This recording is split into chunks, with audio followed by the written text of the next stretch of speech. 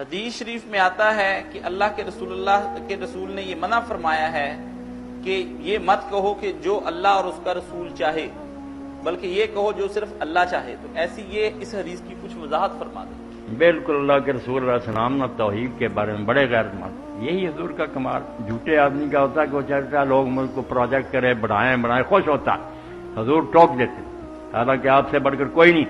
کسی نے کہا نا ماشاء اللہ ماشاء، جو اللہ چاہ آپ پہ فرمایا آج جالتا نہیں للہ ندن، تو نے مجھے خدا کے ساتھ شریک بنا دیا کہ دو خدا آج جالتا نہیں للہ ندن، بل قولوا ماشاء اللہ وحدہ۔ یہ نہ کہا کرو کہ اللہ رسول چاہے، صرف یہ کہو کہ جو اللہ اکیلا چاہے۔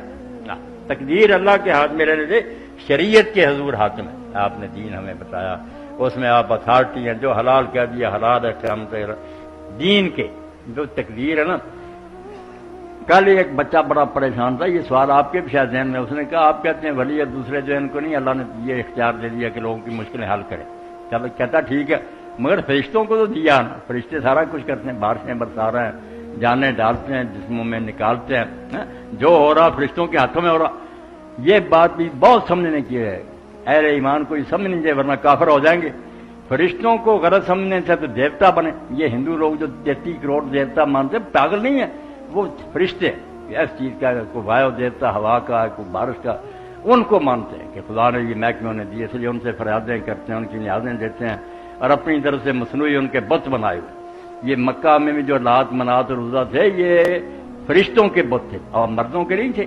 مردوں کے بت اور تھے، لات منات اور عزا، یہ تینوں بت دیویوں کے تھے، عورتیں بنائی ہوئی تھی، اور کہتے تھے فرشتے عورتیں ہیں۔ یہ بھی ایک من گھڑت بات انہوں نے کی جو اللہ نے قرآن میں کہا، میں نے دیکھ لی ہے بات کہ مجھے بیٹیاں دیتے ہو اور تمہیں کوئی خبر دینا تمہارے بیٹی پیدا ہوئی تو شرم سے چھپتے پھرے۔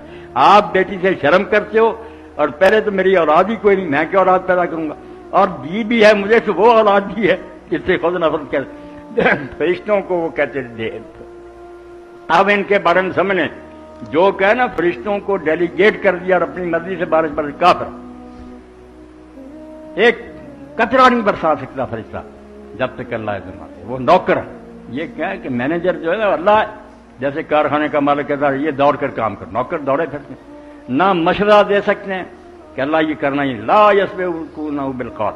اللہ کہتا ہے فرشتوں کو بیوقوفوں پوچھتے ہو، وہ تو اپنی طرف سے پہل کر کے اللہ کے سامنے بات بھی نہیں کر سکتے۔ لا یسبقونہ بالقول وہم بامرہ یعملون، وہ جو حکم ملتا ہے وہ کرتے ہیں، ان کو آپ نوکر سمجھ، سرونٹ ہے، فیصلے میں ہونے میں کوئی دخل نہیں۔ اس لیے فرشتوں کو پکارنا پوجنا تھا تو یہ لوگ اگر گمراہ بھی ہوتے فرشتوں کو پکارتے، چلو کوئی ان کے حوالے محکمے کی، مگر جب ذہن اسلام نے صاف کر دیا کہ وہ بیچارے کچھ نہیں کر سکتے، تم ہزار کہتے رہو کہ یہ کرو، نہیں کر سکتے۔ اللہ سے کہو، وہ اپنے جس نوکر سے چاہے جو مرضی کام لے۔ اللہ نے ہوا سے کام لے لیا نا، جنگ خندق میں محاصرہ تھا، مسلمان جو جانیں ان کی گلے میں آ گئی، بہت تنگی ہو گئی، بے بسی ہوئی۔ اللہ کے رسول نے پھر دعا مانگی، مسجد اجابہ بنی ہوئی ہے، جدھر 7 مسجدیں ادھر ہی ہے، جہاں پھر قبول ہوئی۔ کئی دن حضور دعا میں لگے رہے، روتے رہے، اللہ قبول ہو گئی، آپ بشارت آ گئی۔ تو ہوا کیا پھر؟ اللہ کہتا میں نے ہوا کے ذریعے مر دی، ہوا کے لشکر کو حکم دیا کہ خیمے اٹھ دو اور ان کے گھوڑے جو ان کو بگا دو۔ اب دیکھیں اٹھ گئی جو پک رہی تھی، خیمے اکھڑ گئے۔ ابو سفیان نے کہا یار قیامت آ گئی، بھاگو بھاگو بھاگو، سب کافر دوڑ گئے۔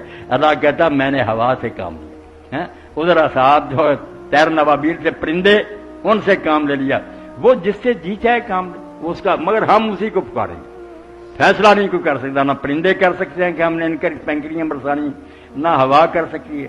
پکارو اللہ کو، ادعوا ربکم، اپنے رب کو آواز دو، وہ جس اپنے لشکر کو چاہے حکم دے، فرشتوں کو دے، نبیوں ولیوں کو کہہ دے، ہمیں کیا اعتراض؟ مگر کسی کے پاس یہ ڈیلیگیٹ نہیں بات کہ اس کو اللہ نے طاقت دے دی وہ کرتا پھرے جو مرضی، نہیں، کوئی کچھ نہیں۔